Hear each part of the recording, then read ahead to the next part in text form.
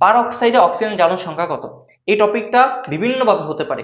পার oxide মানে কি, ধরো এই যে H2O2, এখানেও 2 এখানেও 2, এরকম যদি কনসেপ্ট থাকে পার অক্সাইড বলুক বা এটা দিয়ে বলুক এটাও পার অক্সাইড, তো এরকম যদি বলে, তারপর হচ্ছে গিয়ে এরকম যদি বলে Na2O2, এগুলো পার অক্সাইড, তাহলে আমরা বলতে পারি পার অক্সাইডের জ্বালন সংখ্যা কত হবে? অলওয়েজ -1। পার অক্সাইডে কত হবে? -1।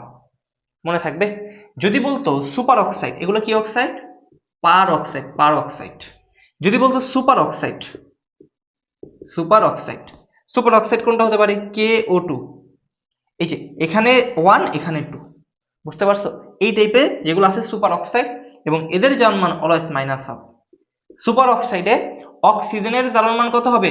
অক্সিজেনের জ্বালন মান, সুপার অক্সাইডে অক্সিজেনের জ্বালন মান -1, আর পার অক্সাইডে অক্সিজেনের জ্বালন মান কত হবে? -1।